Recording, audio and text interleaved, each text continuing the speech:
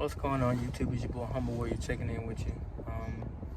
Haven't done a video in about a week or so. I know I gotta come with better content, doing better in terms of I guess coming up with more stuff. So I kind of thought about what I want to talk about today. Do you mind? And what? And and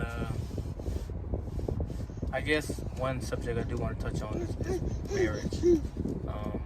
I don't really do these kind of videos much, but I thought about it the other day and I was like, well, I guess I could talk about something that I'm experiencing currently. As of the third, I've been married for 5 years, and the one thing I've learned is that communication is definitely key. Tone of voice, how things are being relayed in terms of what do you guys talk about and what you want to talk about, and keeping secrets and stuff like that. I've learned it's best to be like open and honest about things.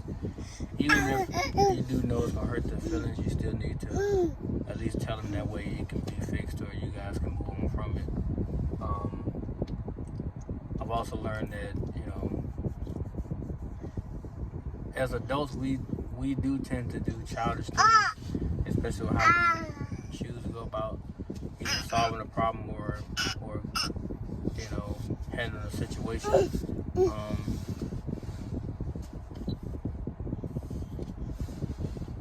I think that it helps when, you know, both sides are mature enough to sit down and, you know, come to some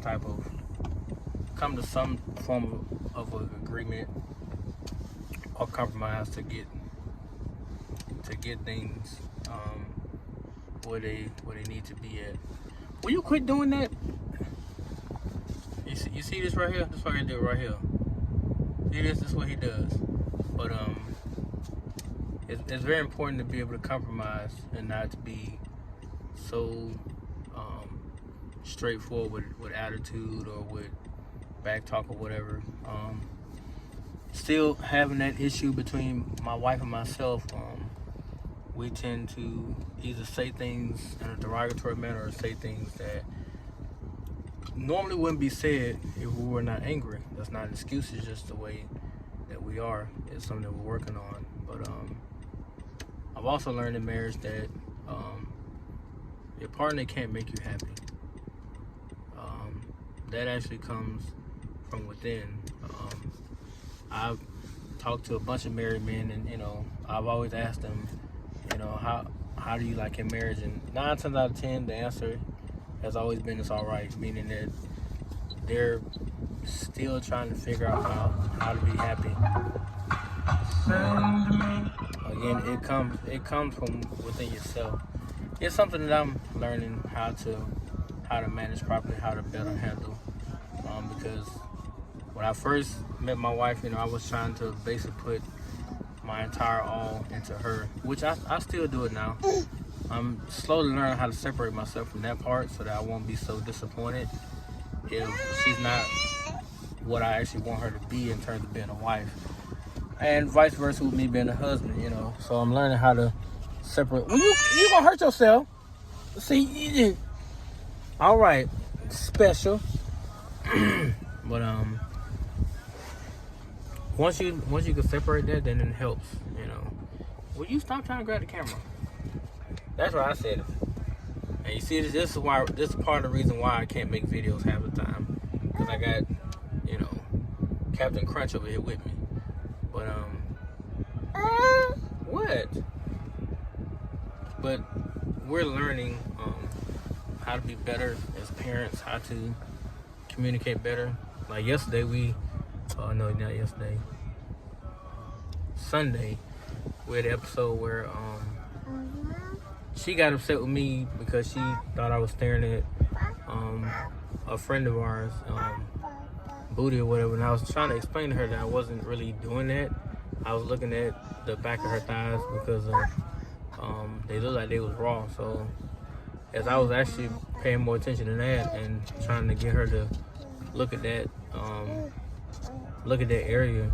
You know, she fired off and hit me, and it caught me off guard. I guess it wasn't a hit more so as it was how it felt. So I got basically pissed off, and for half the day I really didn't say nothing to her because I was just like, I just can't believe she'll try to punch me out of anger. And it's like, you know, it got downplayed and then turned to a, what? Spitty. Turned to an argument and stuff like that over nothing. Basically over miscommunication and perception. So we also do a thing where we will sit there and text about the incident the following day. So, you know, she let me know like that she was pissed off or whatever, and I was like, hell, I was the one pissed off. I didn't want to get hit, you know. And, you know, I made that be known, like, you don't have to put your hands on me, because that's not the first time that's happened.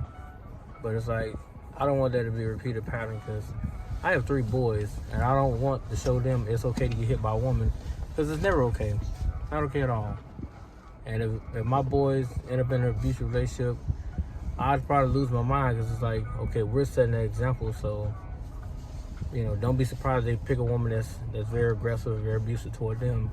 And that's why I try to get her to understand. I mean, yeah, you can get frustrated, but you ain't got to go hitting people, you know, because if a dude, or if I myself, you know, feel like enough is enough and I, you know, raise my hand to retaliate, then I'm going to jail.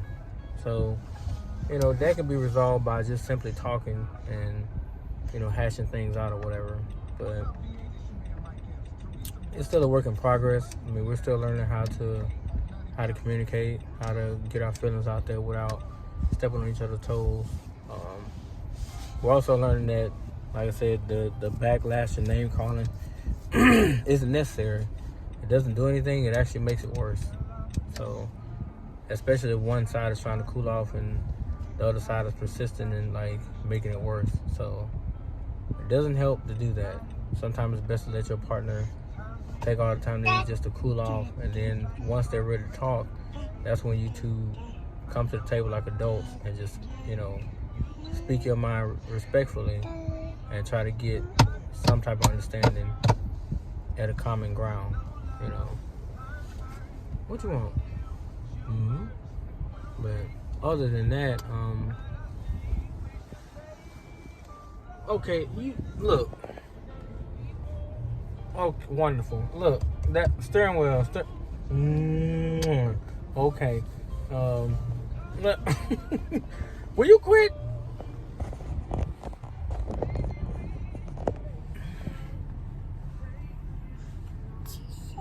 Mm-hmm.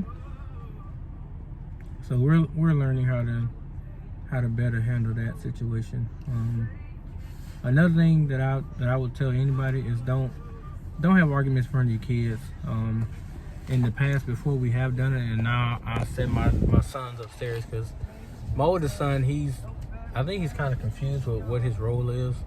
Sometimes he acts like he's a parent or an adult, and I try to tell him, you know, stay in a child's place, because if you want to be treated like an adult, I can do that. I don't think you want that kind of treatment. So just stay in your place. Don't ask questions. You know, before we get into a heated debate, I'll be like, look, you know, you go upstairs, you go play. And it's not your place to sit and listen to me and her go back and forth with each other, because it's not your concern what we're talking about. So I've learned to, you know, separate the kids. You're not getting the coins, buddy. I don't want you to choke. Well, no. So I've learned not to involve kids, because they'll get confused and then they start thinking it's them, and, you know, that kind of situation gets bad. So I've also, from past experience, told my wife, like, don't allow our son to bash either my name or your name, because sometimes he'll say certain things like, I don't like when Dad yells at me, blah blah blah, and it's like, okay, bro, if you do wrong, I'm gonna yell at you regardless. When you do right, I have no reason to even fuss at you. But I want you to do better. You know, if I stop fussing completely, then that's when you should worry. Because that means I pretty much stop caring about your progression as a person. So I wouldn't be too concerned about me yelling. I'd be more concerned about my silence. But